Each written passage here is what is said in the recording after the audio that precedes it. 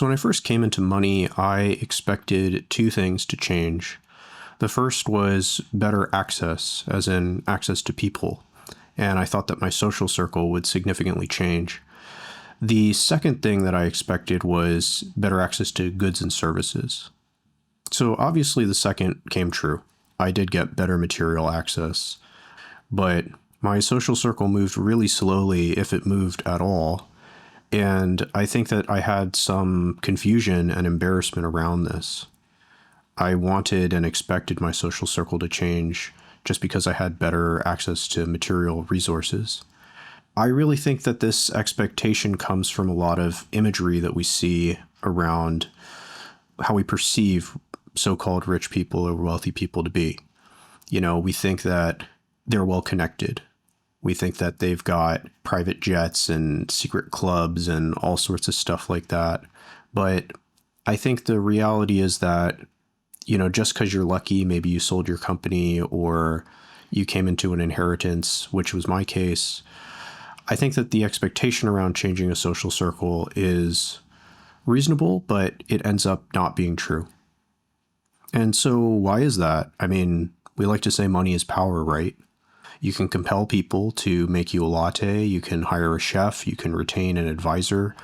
I think that's real power. So, why doesn't that translate into influence over people in kind of a broader sense? Well, I don't think that high status relationships run on money exchanging hands. At least most don't. Really sophisticated ones don't. They run on what you can offer, like expertise in your field, or maybe access to specific people, collaboration around certain projects, or maybe hard to find information. You can try to work on something together. I think our position in a network is determined by our reciprocal capacity. It's not our net worth. How much can we give to the other person? And it doesn't have to be purely transactional. I mean, sometimes you can have genuine relationships with people that happen to be convenient for other reasons or like second order reasons, right? But I guess the point of what I'm saying is that our financial position is really a downstream consequence of operating in this world of a social network rather than an entry ticket into that social network.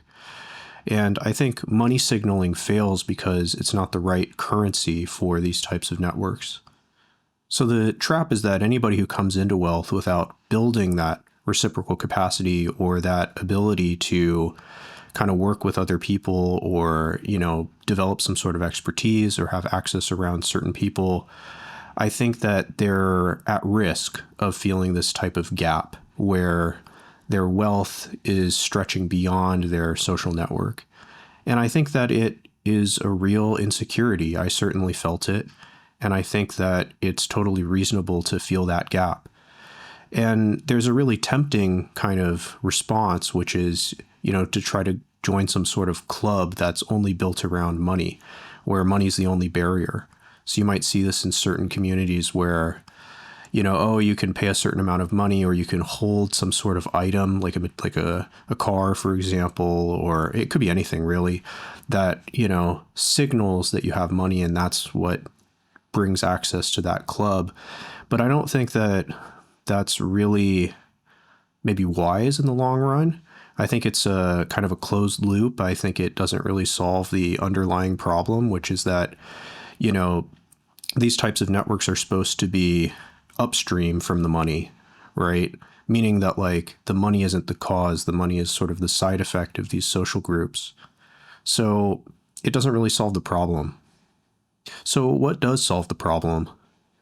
I think that the really common answer to this is go work on something you're passionate about or find something you're interested in. And I think a lot of people find that really frustrating to hear because they're interested in getting money. But in someone who's got money already, this is actually really good thinking. And the reason is, if you find a social group that you can have some passion about or be in the same room with people who care about the same things, where you can offer something that doesn't have anything to do with money, I think that the social consequence flows from that energy, which is really organic and natural and doesn't have anything to do with like a transactional relationship, which people can really smell, especially in these kind of more sophisticated circles. People can really tell when you're just trying to get something out of them. So I think this is where I can say I started by going back to what are the things that I enjoy doing, not just for material reasons, but for my own personal interests.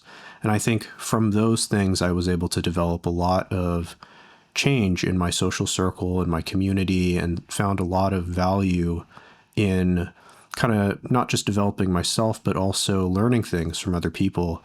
And I think that that is something that did change, not necessarily as a direct consequence of money, but maybe kind of a second order consequence. You know, my material concerns were mostly taken care of, and I was able to invest in myself and find things that I was interested in doing. And that was able to contribute to changing my social circle in the end. So to summarize things, basically, you know, if you come into money and you're not really sure why your social circle isn't changing, I would say you got to work on yourself. You got to look towards the things that you're interested in, the things that you want to actually do. And those are big questions. Those are hard questions. People don't answer those questions in a night or in a week or in a month. It can take years. In my case, it did take years to answer some of those questions.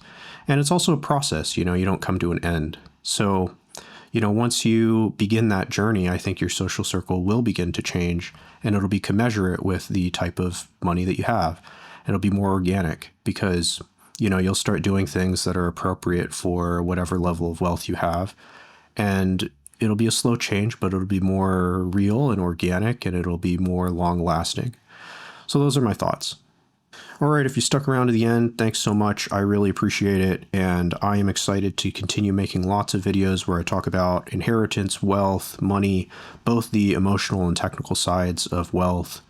And I will see you next time. Last thing is disclaimer. Everything in this video is not financial advice. It's not legal advice. I'm not a lawyer. I'm not a financial advisor. Please do your own research. And that's it. All right. Cheers.